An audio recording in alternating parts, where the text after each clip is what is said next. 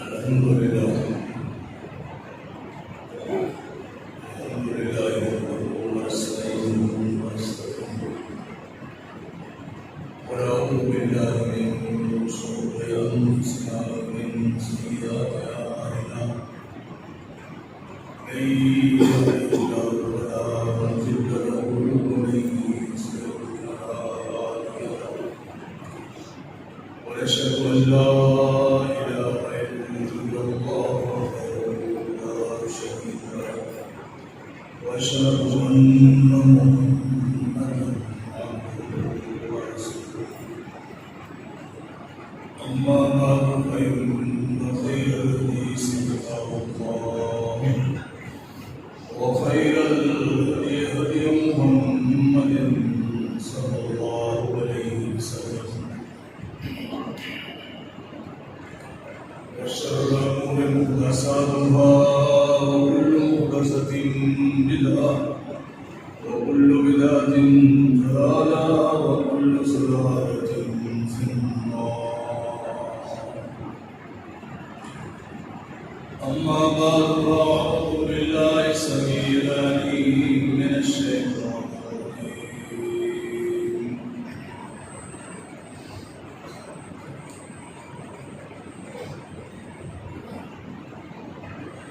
قل إن صلاتي ونسكي ومحياي ومماتي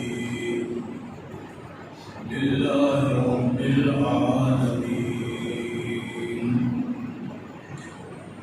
وقال الله تعالى في مقام آخر آمنوا بمثل ما آمنتم به فقد اهتدوا.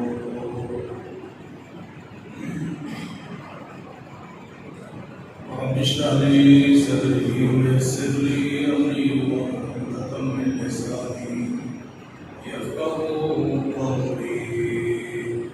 اللهم بارك لي علما.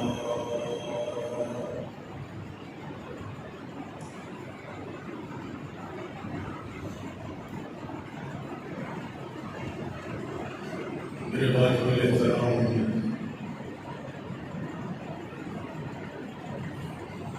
معزز و محترم خواتین و حضرات، خالق کائنات، مالک ارض و سما کی حمد و ثنا کے بعد سید الرسل، سید الانبیاء، سید الکائنات، سید العرب والعجم، حضرت محمد رسول اللہ صلی اللہ علیہ وسلم کی ذات مقدسہ مطہرہ مبارکہ پہ بے شمار درود و سلام ہوں، جن کی ذات مقدسہ مطہرہ کے لیے اللہ وحدہ لا شریک نے ہماری رہنمائی کا بندوبست فرمایا اور ہم انسانوں کو سنتوں سے، طریقوں سے ہٹا کر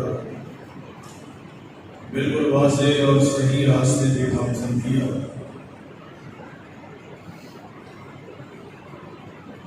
محترم حضرات،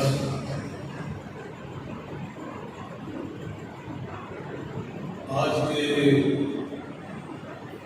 خطبہ جمعہ المبارک میں آج کی تاریخ میں بہت سے موضوعات جمع ہوئے ہیں.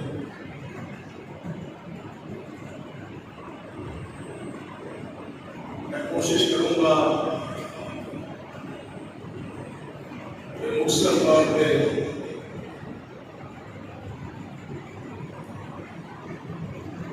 ان موضوعات کا ذکر کروں جو آج کے دن سے ریلیٹڈ ہیں، تاکہ ہمیں تھوڑے وقت میں زیادہ فائدہ ہو سکے. محترم حضرات،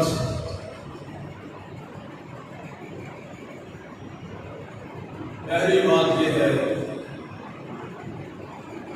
کہ اللہ رب العالمین نے ہمیں وحی کے ذریعے سے اور نبی نبی کائنات حضرت محمد رسول اللہ صلی اللہ علیہ وسلم کے ذریعے سے یہ نظریہ دیا ہے، یہ سب دیا ہے کہ میرے محبوب ان سے کہو قل ان صلاتی و نسکی، میری نماز، میری قربانی، و محیای و مماتی، میری زندگی کا ایک ایک لمحہ اور میری زندگی کا اختتام یعنی میری موت، یہ صرف اللہ رب العالمین کے حکم کے تابع ہو۔ جس خالق نے اور جس مالک نے مجھے تخلیق کیا ہے، میری نماز، میری قربانی، میرا جینا اور مرنا، یہ صرف جہانوں کے مالک کے لیے ہے۔ اور جب آپ اپنے رب سے یہ وعدہ کر چکے ہو تو آسمان والے رب نے ایک پیغام آپ کی طرف بھیجا ہے، وہ یہ کہ آمنوا بمثل ما آمنتم بہ فقد اہتدوا، اہل ایمان، مسلمانوں، میرے ساتھ وعدہ کرنے والوں، آپ اگر ایمان کی دولت سے پہلا بار اپنے آپ کو سمجھتے ہو تو پھر آپ اس طرح ایمان لے کر آؤ جس طرح تمام انبیاء اپنے رب کو مان کر دنیا سے چلے گئے،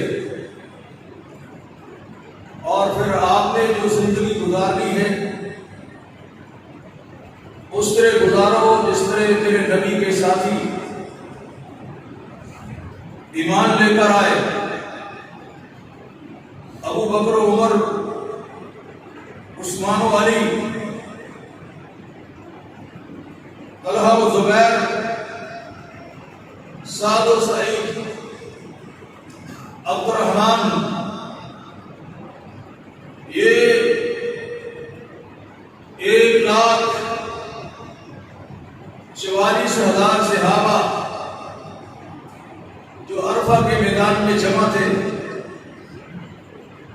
جنہوں نے حدیبیہ کے مقام پر 14 یا 1500 کی تعداد میں اپنے رب سے اپنے مالک کی رضا اور خوشنودی حاصل کی، اور اہل بدر کی طرح جن کے بارے میں کائنات کے امام نے فرمایا اطلع علی اہل بدر،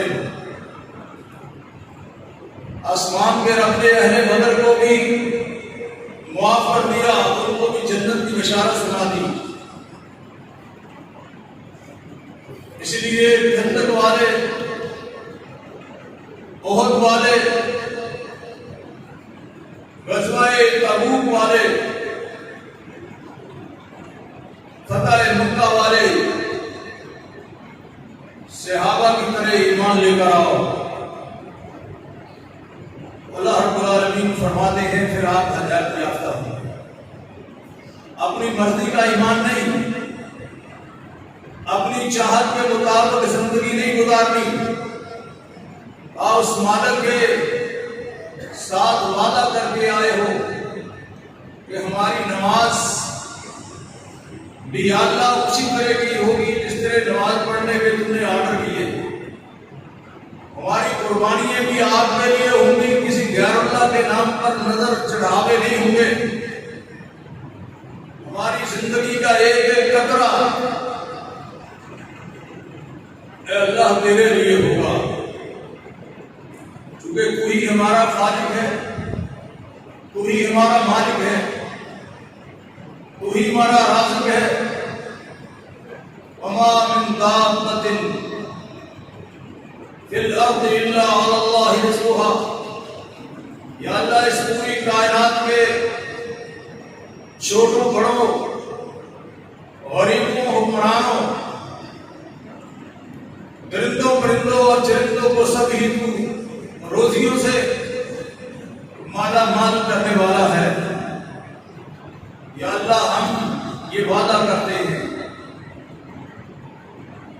وَمَحْيَايَ، ہماری زندگی کا ایک ایک لمحہ یہ صرف تیرے لیے ہو، میری اپنی مرضی کی زندگی نہیں، جو میرا دل چاہے، میری شکل و صورت اس طرح کی ہو جائے، میرا لباس وہ نہیں جو میرا دل چاہے، بلکہ ہمارے جو تیرا دل چاہے۔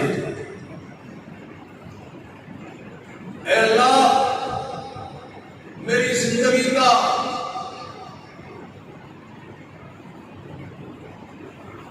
ایک ایک لمحہ تو تیرے لیے ہے، نہ قربانی میں کسی کے لیے دے سکتا ہوں، نہ میں سجدہ کسی کے لیے کر سکتا ہوں، میں اپنی نظر و نیاز تجھے چھوڑ کر کسی اور کے نام پہ کر سکتا ہوں۔ جب شفا مانگنے کا وقت آئے تو یا اللہ تیرے علاوہ کسی سے شفا نہیں مانگتا، کسی کو شافی نہیں مانگتا۔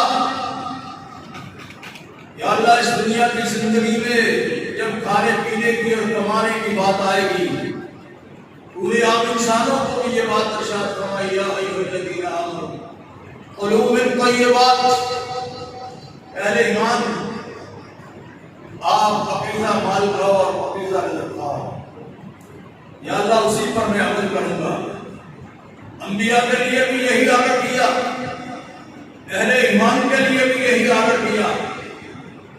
جب آپ یہ بات کہتے ہیں وَمَحْيَايَ، یا اللہ میری زندگی کا ایک ایک لمحہ تو آپ سارے یہ ایگریمنٹ کر لیتے ہو۔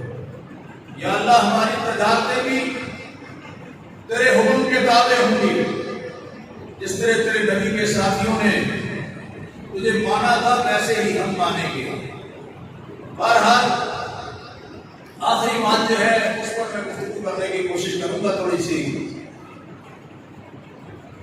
وہ مماتی، یا اللہ ہماری زندگی بھی تیرے لیے اور ہمارا دنیا سے جانا بھی تیرے لیے۔ آپ کہیں گے یہ کیسے کر سکتا ہے بندہ؟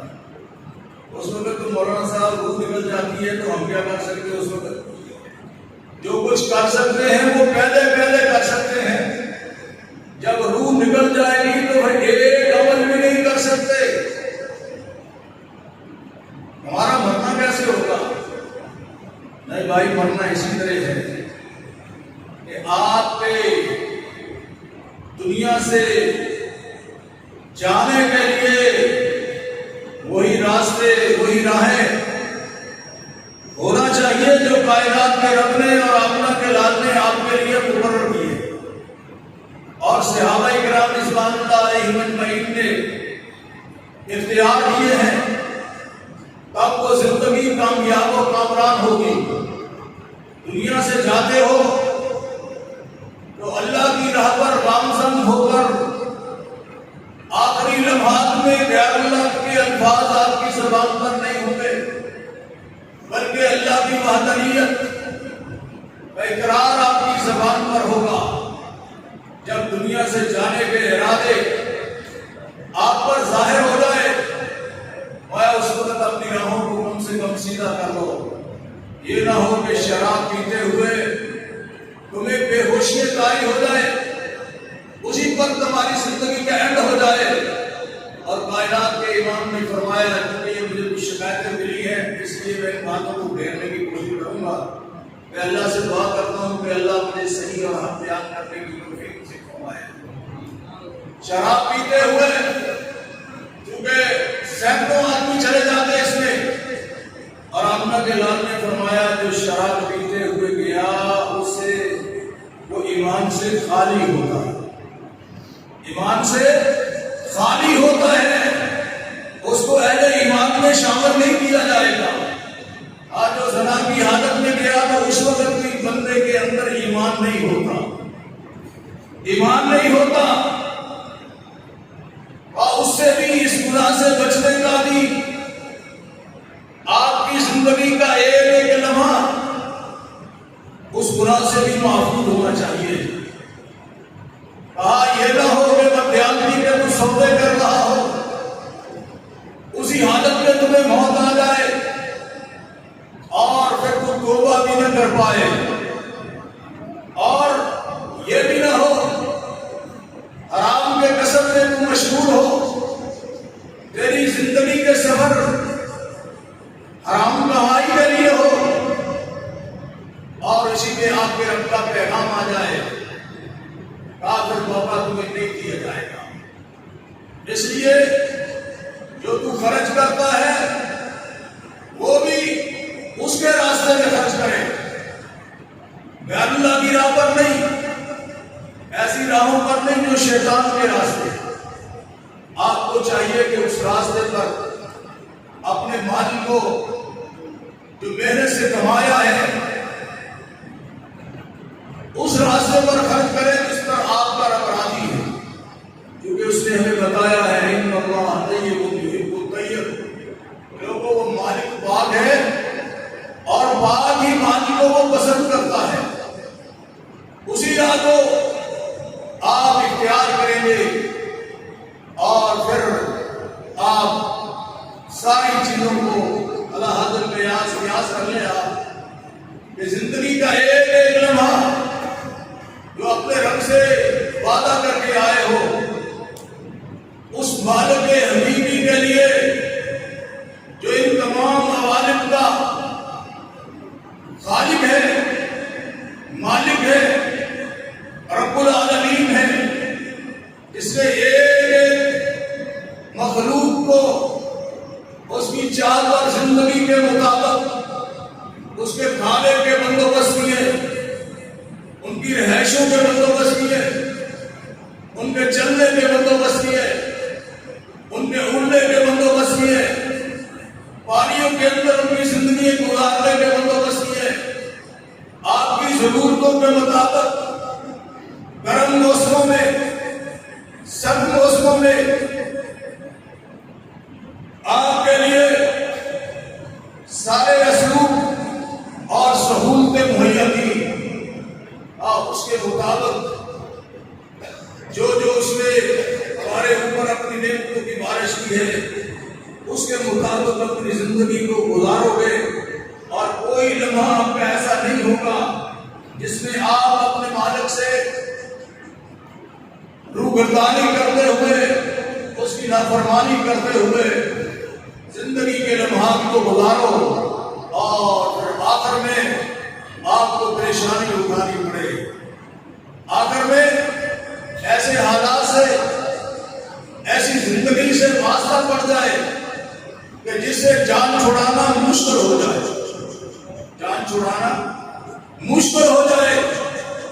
اگر اہل جنت میں داخلہ ملتا ہے تو اس میں کوئی شک نہیں ہے کہ آپ کے مالک نے بتایا ہے وَمَنْ زُحْزِحَ عَنِ النَّارِ وَأُدْخِلَ الْجَنَّةَ فَقَدْ فَازَ، کہ جو شخص جہنم کی آگ سے بچا لیا گیا، جنت میں داخل کر دیا گیا، حقیقت میں یہی شخص کامیاب و کامران ہے، کامیاب و کامران ہے۔ وہ زندگی بھی خالدین فیہا ابدا، ہمیشہ ہمیشہ کے لیے ہوگی، وہاں کو دنیا کے طرح وہ نعمتیں چھن جانے کا خطرہ نہیں ہوگا کہ اب میں بوڑھا ہو گیا ہوں اور اب کہیں ڈاکیوں کے ہاتھ چڑھ گیا ہوں اور اب میری جان کو خطرہ ہے، اب میں اپنے آپ کو سنبھال نہیں سکوں گا، یہ ساری محنت کر کے نعمتیں کمائی آج میرے ہاتھ سے چلی جائیں گی، میں وہاں ایسا نہیں ہوگا۔ یہ ہمیشہ ہمیشہ کے لیے آپ کے مقدر میں لکھ دی جائے گی، اور دوسری طرف اللہ نہ کرے اگر فیصلہ ہو جائے، اللہ ہم سب کو اسے محفوظ فرمائے، اور وہ بڑی ہی خطرناک بیانات جگہ ہے جو اللہ رب العالمین اس کے بارے میں ہمیں خبر دیتے ہیں کلما نضجت جلودہم بدلناہم جلودا غیرہا لیذوقوا العذاب۔ لوگوں جب اس زندگی کے اندر جو زندگی ایسی ہے لا يموت فیہا ولا یحیا، نہ انسان وہاں زندہ رہے گا نہ اس کو موت آئے گی، درمیان میں لٹکتا رہے گا، لا تبقی ولا تذر، نہ وہ جہنم اس کو چھوڑے گی نہ اس کو بھاگی رکھے گی۔ مایا دنیا کی آگ سے انسان کا اگر واسطہ پڑتا ہے تو انسان اس میں جل کر اس کی روح پروان ہو جاتی ہے۔ لوگ خیال کرتے ہیں کہ اب سکون آ جائے گا، جاتے ہوئے دنیا سے بات خودکشی کر لیتے ہیں، کئی اپنے آپ کو اونچی جگہوں سے گرا کر سکون پہنچانے کی کوشش کرتے ہیں۔ حقیقت میں تو سکون نہیں پہنچے گا، نہ اس کا کوئی خاتمہ ہوگا۔ ان کا رب ہمیشہ ان کے ساتھ جو زندگی کے عمل ہے اس کی سزا یا اس کے فائدے اس کو حاصل ہوتے رہیں گے۔ اللہ فرماتے ہیں کہ جب وہاں چلے جائیں گے کلما نضجت جلودہم بدلناہم جلودا غیرہا لیذوقوا العذاب، کہ اللہ جہنم کی آگ میں جو دنیا کی آگ سے 60 اور 69 درجہ زیادہ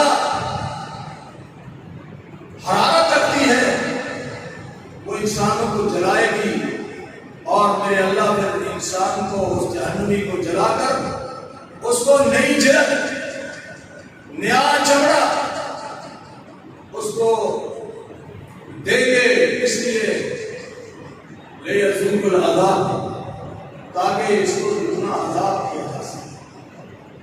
اور مسلمان کا عقیدہ اور نظریہ ہے کہ آخر میں اس کے حق میں 2 ہی فیصلے ہو سکتے ہیں، یا جنت کی فضاؤں میں وہ داخل کیا جائے گا یا پھر جہنم کی وادی میں داخل کیا جائے گا۔ اس لیے اللہ رب العالمین نے اس جگہ کو انسانوں کی امتحان کے لیے، ان کی آزمائش کے لیے یہاں انسان کو بھیجا ہے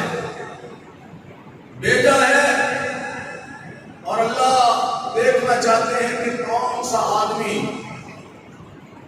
احسن معاملہ ٹاپ کے عمل کرنے والا ہے۔ تو صحابہ کرام رضوان اللہ علیہ مجمعین نے اس نظریے کو سامنے رکھ کر اپنی زندگیوں کو گزارا ہے، اور ایک ایک لمحہ اگر ان کی زندگیوں پر آپ غور کریں گے تو آپ کو یہ سمجھ آئے گی کہ وہ اس نظریے سے کسی موقع پر بھی پیچھے نہیں ہٹے۔ انہوں نے اپنی زندگی کے آخری لمحات کو اسی پر نشاور کر دیا اور اسی پر قربان کر دیا۔ اس لیے اس دنیا کے اندر میل سب یہی ہے، اور اللہ رب العالمین نے ہمیں بھی یہ کہا کہ آمنوا مثل آمنتم بہ فقد اہتدوا، لوگوں ایمان اس طرح لاؤ جس طرح میرے نبی کے ساتھی لے کر آئے ہیں۔ یہ ہمارے لیے بھی یہ آرڈر ہے۔ صحابہ کی زندگی دیکھو گے تو کہیں آپ کو خیانت نظر نہیں آئے گی۔ جب مدائن کا علاقہ ایرانی شیاطینوں کا علاقہ فتح ہوا تو امانتوں کے مال غنیمت کے ڈھیر لگے، مسجد نبوی میں بھی ڈھیر لگے۔ حضرت عمر فاروق رضی اللہ تعالیٰ عنہ جیسے مسلمانوں کے امیر ان مال غنیمت کے ڈھیروں کی طرف دیکھتے ہیں، دیکھ کر آنکھوں سے آنسو آ جاتے ہیں، فرماتے ہیں کہ اللہ اس قوم کو کیسے فتح نہ دے جس قوم کی ایمان و دیانت کا یہ عالم ہے، جنہوں نے ایک بھی مال غنیمت کے مال سے ایک قسمہ میں بھی خیانت نہیں کی ہے۔ میں ایسے لوگوں کو اللہ دنیا میں بھی عزتوں سے ہمدرار کر دیتا ہے، آخرت میں بھی ہم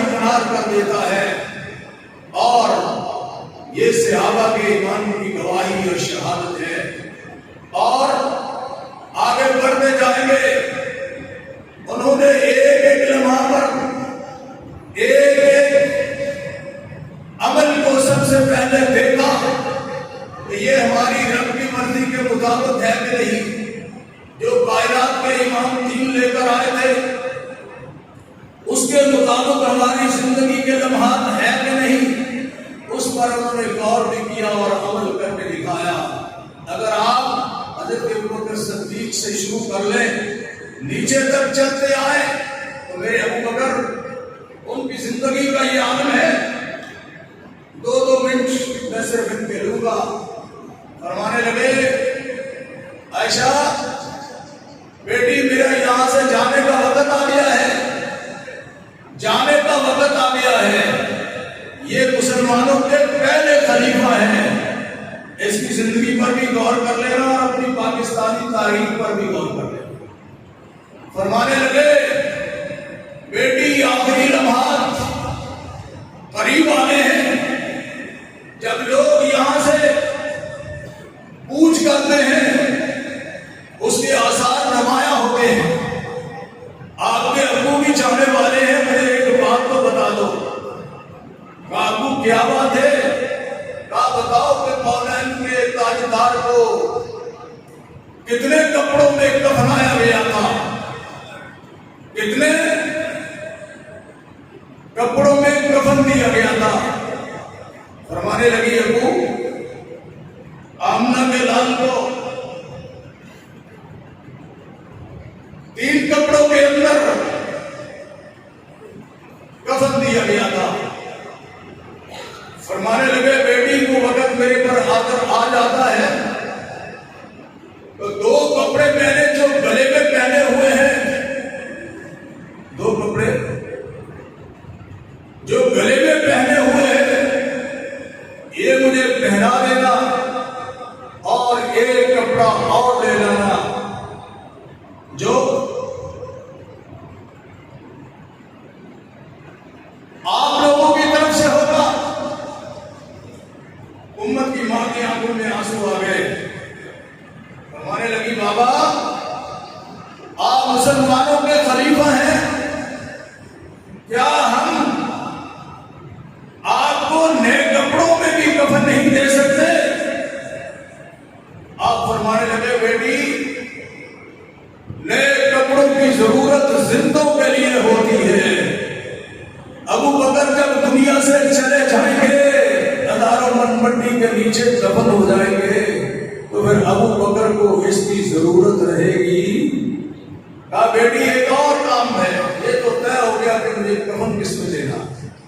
کہا میں بیت المال سے جو 2.25 سال تک تنخواہیں لیتا رہا ہوں یا خرچ لیتا رہا ہوں، وہ سارے کا سارا مال مسلمانوں کے بیت المال میں میرے ذاتی مال سے لے کر مسلمانوں کے بیت المال میں جمع کرا دے، بیت المال میں جمع کرا دینا۔ پھر فرمایا مسلمانوں کی حکومت سے میں نے ایک سواری لی تھی، ایک غلام لیا تھا، اور دوسرا چھوٹا موٹا ساز و سامان ہے، کہا یہ بھی سارا لے کر میرے بعد میں آنے والے خلیفہ عمر کے دربار میں پیش کر دینا کہ ابوبکر جاتے ہوئے یہ بھی دے گیا ہے۔ اتنی فکریں کیوں پڑی ہوئی ہیں؟ ہم تو بڑا بڑا ساز و سامان زمینیں جمع کر جاتے ہیں، لے کے تو کوئی بھی نہیں جاتا، لیکن بندے کی حرص بتا دیتی ہے کہ بعض دفعہ وہ اتنا پاپی نکلتا ہے، لوگوں کا اتنا خون اس نے پیا ہوتا ہے، اس کے جانے کے بعد اس پر لوگ لعنتیں بھیجتے ہیں، لیکن میرا ابوبکر دنیا سے جا رہا ہے، ایک ایک مسلمانوں کا پیسہ واپس کر کے جا رہا ہے۔ حضرت عمر فاروق فرماتے ہیں کہ بعد میں آنے والے خلیفہ وہ تھے، فرمانے لگے اے ابوبکر بڑی مشکل میں ڈال دیا ہے۔ ابوبکر دیکھنے میں تو تیرا جسم بڑا نحیف اور کمزور تھا، لیکن اللہ نے تجھے اتنا طاقتور بنایا تھا کہ جب سب کے کلیجے گھبرا اٹھے تھے اور ابوبکر ہی کونین کے تاجدار کے ارد گرد کھڑا ہوا تھا. آپ بڑا بوجھ ڈال دیے ہو میرے اوپر, یہ سامان میرے اوپر پیش کر کے. میں یہ ابو بکر ہیں, اور جب میری عمر کی باری آئی وہ بتا کے میں بات کرتا ہوں. جب ان کی باری آئی فرمانے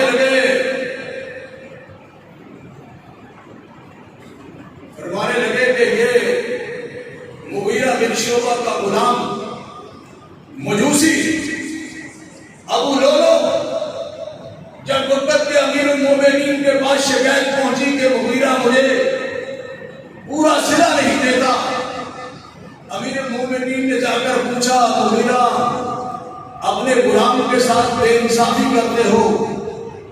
فرمانے لگے یا امیر المومنین نہیں, وہ یہ کام کرتا ہے اور یہ مشکور اس کے پاس ہے, یہ بڑے بڑے کاموں کا کاریگر ہے, یہ تو بہت مال کماتا ہے. میں نے اس پر تھوڑا سا اس مال میں سے تھوڑا سا ٹیکس لگایا, کہتے ہیں ٹیکس تو نہیں کہتے اس کو, تھوڑا سا اس کے لیے جرمانہ رکھا ہے کہ مجھے دیا کرو, تھوڑا سا مال لیتا ہوں. امیر المومنین ان کے پاس پہنچ گئے. جب ان کے پاس پہنچے ان سے پوچھا ابو لولو کیا کیا کام کرتے ہو؟ سارے کاموں کے بارے میں بتایا, سارے کاموں کے بارے میں بتایا, اور ساتھ یہ بھی بتایا میں چکیاں بھی بناتا ہوں. امیر المومنین فرمانے لگے ایک چکی میرے لیے بھی بنا دے, ایک چکی آٹا پیسنے والی میرے لیے بھی بنا دینا. یہ مغیرہ کے غلام مجوسی اور ایرانی ابو لولو کہنے لگا کہ میں آپ کی چکی ایسی بناؤں گا, ایسی چکی دوں گا آپ کو بنا کر کے تم یاد رکھو گے. تو امیر المومنین نے کہا کہ آپ جو کام کرتے ہو اس کے عوض اگر مغیرہ بن شعبہ آپ سے یہ تھوڑا مال لے لیتے ہیں تو یہ زیادہ نہیں ہے آپ کے کاموں کی بدولت. لیکن ساتھ ہی ساتھ امیر المومنین فرمانے لگے, ساتھیوں کو آ کر کہنے لگے کہ دیکھو اس بدنصیب نے مجھے قتل کی دھمکی دے دی ہے کہ میں تیری ایسی چکی بناؤں گا جو تم یاد رکھے. قتل کی دھمکی دے دی ہے. آج کا حکمران ہوتا تو کیا کرتا کہ جس نے قتل کی دھمکی دی ہے اس کی وہ خبر کرتا نہیں, اس کی خبر کرتا. یہ کہتا میں گاؤں کا وڈیرا ہوں, شہر کا وڈیرا ہوں, میں وزیر ہوں, مجھے دھمکی دے کے چلا گیا, ان کی آج رات جا کے خبر لو. یہ مسلمانوں کے امیر ہیں, 22 لاکھ مربع میل کے سربراہ ہیں. فرمانے لگے کہ مجھے انہوں نے قتل کی دھمکی دے دی ہے. بعض ساتھیوں نے کہا کہ انہوں نے اجازت تو اس کی خبر کر لیتے ہیں. فرمایا نہیں, خبر کرنے کی اجازت نہیں ہے. اسلام کے اندر کسی مسلمان کو یا کسی آدمی کو قصاص کے طور پہ تو قتل کیا جا سکتا ہے جب تک وہ قتل نہیں کر دیتا, نقصان نہیں پہنچا دیتا, اس سے پہلے کسی سے کوئی بدلہ لیا جا سکتا نہیں. ورنہ قیامت کے دن عمر کو بدلہ دینا پڑے گا, قیامت کے دن عمر کو بدلہ دینا پڑ جائے گا. اور آپ جانتے ہیں کہ امیر المومنین کو پھر نماز کی حالت میں اس درندے نے کئی کھنجر مارے, کئی کھنجر مارے. آپ کا پیٹ زخمی ہو گیا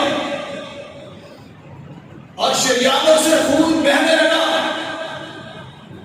آپ کو دودھ پلایا گیا.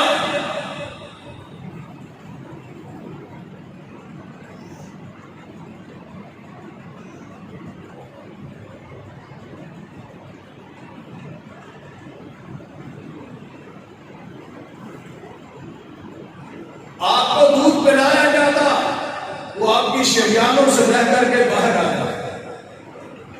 جاتا، جو ہی آپ ہوش میں آئے، ہوش میں آنے کے بعد فکر کس کی ہے؟ اسلام کی۔ کہا ساتھیوں نے نماز ادا کر لی ہے کیا؟ پہلے ہوش میں آئے ساتھیوں نے نماز ادا کر لی ہے؟ کہا یا امیر المومنین نماز ادا کر لی ہے۔ پھر دوسرا سوال کرتے ہیں، دوسرا سوال، کہا مجھے قتل کرنے والا کون ہے؟ کہا آپ کو قتل کرنے والا، زخمی کرنے والا ابو لولو، ابو مغیرہ بن شعبہ کا غلام تھا۔ اس پر فرماتے ہیں الحمدللہ، یہاں پھر اسلام کی فکر، فرمانے لگے میں اللہ کا شکر ادا کرتا ہوں کہ مجھے کسی کافر نے قتل نہیں کیا، شکر کرتا ہوں کسی مسلمان نے مجھے قتل نہیں کیا، میری موت کا سبب ایک کافر کے ہاتھوں وجود میں آ رہا ہے۔ پھر فرمانے لگے کیونکہ اس کے بعد 3 دن حیات رہے، ہوش میں آئے، خلیفہ وقت کی خبر کرنے کے لیے لوگ صحابہ تشریف لاتے رہے۔ ایک نوجوان کو دیکھا کہ وہ آپ کے پاس آیا، آپ کی خیریت ریافت کی، آپ کے لیے دعا کی، واپس جانے لگا۔ جب واپس جانے لگا دیکھا اس کی چادر ٹخنوں سے نیچے زمین پر گھسیٹ کر وہ چل رہے ہیں۔ فرمایا اس نوجوان کو میری طرف بلاؤ، اس کو میری طرف بلاؤ۔ بلایا، یہ نوجوان صحابی تشریف لے آئے،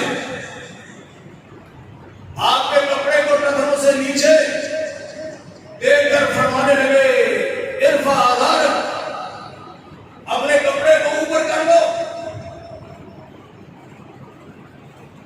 یہ تیرے کپڑے کے لیے اس کی صفائی کے لحاظ سے اور آپ کا کپڑا آپ کے ٹخنوں سے اوپر قبر کی صفائی کرنے والا ہے۔ اور بھی باتیں آپ نے ارشاد فرمائی، میں ان کو کہو کہ اپنے ٹخنے کو کپڑوں سے خالی کر لیں، ٹخنے کو ننگا کر لیں۔ ایک بات مختصر سی میں عرض کرتا ہوں، جو لوگ کہتے ہیں کہ عمر رضی اللہ تعالیٰ عنہ نے، مسلمانوں کے خلیفہ نے یہ بات کہی حسبنا کتاب اللہ، ہمارے لیے اللہ کی کتاب کافی ہے، میرے بھائیوں، اور ساتھ ہی یہ ہم پر یہ تہمت بھی لگاتے ہیں، وہ کہتے ہیں کہ اللہ کے پیغمبر کے فرمان کی ہمیں ضرورت نہیں ہے، قرآن ہی ہمارے لیے کافی ہے۔ اگر یہ بات ہوتی، مسلمانوں کے یہ امیر دنیا سے جا رہے ہیں اور جاتے ہوئے آپ کیا فرما رہے ہیں؟ اس نوجوان کو ارفع ازارک، اپنے کپڑے کو ٹخنوں سے اوپر کر لو۔ کسی ساتھی نے جس سے قرآن پڑھا ہے، قرآن سے وابستہ رہتا ہے، وہ پورے قرآن میں یہ نہیں دکھا سکتا کہ اللہ رب العالمین نے کسی بندے کو کہا ہو کہ اپنے کپڑے ٹخنوں سے اوپر کرو۔ یہ کائنات کے امام کا فرمان ہے۔ حضرت عمر رضی اللہ تعالیٰ عنہ کا یہ فیصلہ انسانوں کو اور ان قرآن کے بے وفاؤں کو یہ یاد دلاتا ہے کہ حضرت عمر رضی اللہ تعالیٰ عنہ اپنے نبی کے فرمان پر بھی قربان ہونے والے تھے۔ اسی طرح وہ فرمانے لگے کہ امت کی ماں حضرت عائشہ صدیقہ طیبہ طاہرہ سے کہو کہ میں اپنے پہلے 2 ساتھیوں کے ساتھ آپ کے کمرے میں دفن ہونا چاہتا ہوں، اگر آپ اجازت دیتی ہو تو مجھے بعد میں آپ کے کمرے میں دفن کر دیا جائے۔ جب امت کی کی ماں کے پاس اپنے بیٹے حضرت عبداللہ بن عمر رضی اللہ تعالیٰ عنہ جلیل القدر عالم بھی تھے، صحابی بھی تھے، فقیہ بھی تھے، ان کو پیغام دے کر بھیجا کہ امت کی ماں سے جا کر یہ کہو کہ عمر نے یہ نہیں کہنا آپ نے کہ امیر المومنین نے بھیجا ہے، کہا عمر امیر نہیں رہ گئے، عمر کے پاس یہ طاقت اور قوت نہیں ہے، آپ اسے کہو جا کر عمر نے مجھے بھیجا ہے کہ مجھے میرے ساتھیوں کے ساتھ دفن ہونے کی جگہ دو۔ اس لیے یہ کمرہ امت کی ماں کا تھا جس میں ابو بکر بھی مدفون ہے، کائنات کے امام بھی مدفون ہے، اور کہا مجھے اپنے ساتھیوں کے ساتھ جگہ دے دو۔ اور ان نے کہا کیا انہوں نے ان سے یہ نہیں کہنا آپ نے کہ امیر المومنین نے بھیجا ہے، اگر یہ بات کہتے ہیں تو پھر امیر المومنین کی بات ماننے کی امت کی مائیں بھی پابند ہیں اور دوسرے بھی پابند ہیں۔ فرمانے لگے عمر نے کہا ہے، تو امت کی ماں نے رونا شروع کر دیا، آنکھوں میں آنسو آ گئے، تو پھر انہوں نے فرمانے لگی کہ یہ جگہ تو میں نے اپنے لیے رکھی تھی، کہا حضرت عبداللہ بن عمر رضی اللہ تعالیٰ عنہ عبداللہ اپنے بابا کو کہہ دو کہ وہ جگہ آپ کے لیے خاص ہے۔ وہ ہمارا کوئی بادشاہ کرتا ہے ایسے، یہ آخرت کی فکر کی وجہ سے پوچھا کہ قتل کس نے کیا؟ ابو لولو کے بارے میں آپ جانتے ہیں کہ ایران کے اندر ایک بڑا مزار کہہ لے، دربار کہہ لے، وہ تیار کر کے اس کے اوپر ایک بڑا گیٹ، آپ کی مسجد کے نصف حصے کا گیٹ وہاں لگایا گیا ہے، اس کے اوپر لکھا گیا ہے ابو شجاع، ابو لولو، ابو شجاع، بہادروں کا باپ۔ اس کو لکھا مسلمانوں کے پہلے امیر عمر فاروق رضی اللہ تعالیٰ عنہ کو قتل کرنے کا نام، یہ لکھا کس نے؟ جو آپ کے بڑے سکے بھائی ہیں، قریبی مسلمان دوست، یہ اتنے بد نصیب ہیں، چن کے ابھی پاکستان کے اندر بھی باقاعدہ بڑی کانفرنسوں کے اندر اس حکومت کی زندگی میں آپ لوگوں کی موجودگی میں وہ کانفرنس کے اندر کہتے ہیں لعنت اللہ ابو سفیان، لعنت اللہ علی معاویہ، اسی طرح اور صحابہ کا نام لیتے ہیں یہ جن کو آپ بھائی کہتے ہیں، اور پھر ایران میں کانفرنس کروائی، اتحاد کانفرنس، یہ کلمات کا اتحاد کے استعمال کرتے ہیں، اللہ اکبر، کانفرنس کروائی، اس کانفرنس کے حال کے اندر نیچے مسلمانوں کو جمع کیا ہوا ہے، اوپر لکھا ہوا ہے لعنت اللہ علی معاویہ، لعنت اللہ علی فلاں، لعنت اللہ علی فلاں، میرے ابو بکر کے نام، میرے عمر کے نام اپنے جوتوں کے اندر، اپنے فرشوں کے اندر لکھتے ہیں، فرشوں کے اندر لکھتے ہیں۔ میرے بھائیوں، اہل ایمان کا کام ہے کہ وہ نبی کے ساتھیوں کا بھی دفاع کرے، اپنے نبی کا بھی دفاع کرے، کیونکہ یہ نام اہل بیت کی محبت کا لے کر اسلام پر حملہ آور ہے، نہ نبی کائنات کی محبت کو چھوڑتے ہیں، نہ محبت کو اختیار کرنے کے لیے چھوڑتے ہیں، نہ آپ کو معاف کرتے ہیں۔ فرماتے ہیں کہ جبریل جیسے یہودی کہتے تھے ہمارا دشمن ہے، اس طرح یہ بھی کہتے ہیں کہ جبریل ہمارے دشمن ہے۔ جبریل نے وہی تو لے کر آئی تھی کس کے پاس؟ علی مرتضیٰ کے پاس، غلطی سے محمد کے پاس وہی لے کر چلے گئے۔ میرے بھائیوں، یہ کیا نبی اکرم صلی اللہ علیہ وسلم نے دعوت میں کچھ چھوڑا نہیں؟ تو یہ ابو لولو جو ہے یہ مسلمانوں کے خلیفہ ثانی کا قاتل تھا، اور بھی کئی صحابہ کو زخمی کیا، ان کو شہید کیا، اور ایرانی مسلمانوں نے اس کو ایک بڑا مقام اور انتہائی شجاع قرار دے کر اب تک اس کا مزار بنا کر اس کے اوپر یہ کلمات لکھتے ہوئے ہیں اور ساری دنیا کے سامنے ہیں۔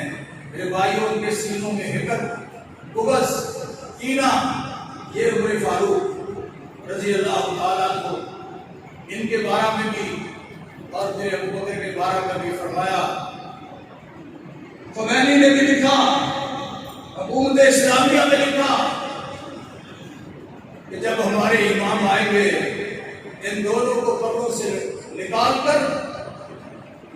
کر سولی پہ لٹکائیں گے، اور یہ بھی کہا امت کی ماں حضرت عائشہ صدیقہ طیبہ طاہرہ کو وہ کوڑے لگائیں گے، یعنی نہ نبی کائنات کو معاف کیا نہ نبی کے ساتھیوں کو معاف کیا، لیکن ان کی زندگیوں کا یہ عالم ہے۔ آخری لمحات بھی وہ فرماتے ہیں کہ اسلام کے خلاف نہ ہو۔ حضرت عمر فاروق رضی اللہ تعالیٰ عنہ کو جب یہ ابو لولو نے دھمکی دی تو امیر المومنین نے کسی صحابی کو، کسی بھی ساتھی کو یہ اجازت نہیں دی کہ کوئی جائے اور ان کو قتل کرے، اس لیے کہ انہوں نے قتل کیا نہیں، اس سے پہلے ہم کسی کو قتل کروا سکتے نہیں۔ ہمارا کیا عالم ہے؟ پاکستان کی اسمبلیوں کا اور ان میں جانے والوں کا اقدام اور رہے ربی کیا عالم ہے؟ یہ ہم اپنا حساب کر لیں، لیکن ان کو آخرت کی فکر ہے۔ دونوں ہی خلیفہ ہیں، آخری لمحات میں قاتل کا پتہ چل جانے کے باوجود، ارادوں کا ظاہر ہو جانے کے باوجود وہ کسی کو قتل کرنے کے لیے تیار نہیں ہے۔ میرے عثمان کو بھی پتہ چل گیا، 40 دن پانی وقت دیا، مسجد نبی سے روکا، میرے روما کا پانی بند کیا، 40 دن تک کھانے بھی روک دیے گئے، لیکن ان کے ارادے بھی ظاہر ہو گئے۔ کئی صحابہ نے حضرت علی مرتضیٰ رضی اللہ تعالیٰ عنہ نے بھی بات کہی، عثمان امیر المومنین اگر اجازت ہو ان بدبختوں کا ہم صفایا کرتے ہیں، لیکن فرمانے لگے میں اپنی وجہ سے اس مدینہ طیبہ کے اندر کسی ایک بندے کا بھی خون نہیں بہانا چاہتا، اس لیے کیا کرتا ہوں؟ ان کے پاس فوج بھی پوری تھی، طاقت بھی پوری تھی، 44 لاکھ مربع میل کے حکمران تھے، حضرت عمر رضی اللہ تعالیٰ عنہ سے ڈبل جگہ کے حکمران تھے۔ 1 سال کے اندر ہزاروں جہاز تیار کر کے وہ دشمن کے خلاف لڑے، اور اللہ نے وہ سارے مرتبے اور شان ان کو نصیب فرمائی۔ میرے عمر کے دور میں بھی یہ ہوا، اور بعد میں 44 لاکھ مربع میل پر یہ آپ کے علاقے افغانستان کے، مکران کے، پاکستان کے ان علاقوں تک ان کی حکومت یہاں تک آئی۔ کیا وہ اپنے سامنے تنتناتے پھرنے والے مجرموں کو قتل نہیں کروا سکتے تھے، لیکن فرماتے ہیں کہ میں مدینہ کی گلیوں کو خون آلود نہیں دیکھنا چاہتا۔ یہ نہ لوگ کہیں بعد میں کہ عثمان نے اپنی وجہ سے اتنے لوگوں کو قتل کروا دیا ہے، فرماتے ہیں میں یہ نہیں چاہتا۔ اصل وجہ کیا تھی؟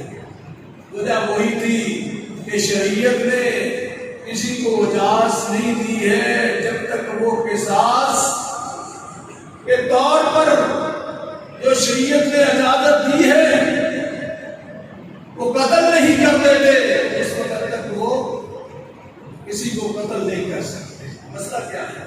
قل ان صلاتی ونسکی ومحیای ومماتی للہ رب العالمین، سب کچھ لٹ جائے لیکن زندگی کے آخری لمحات اللہ کے دین سے دور نہ ہو۔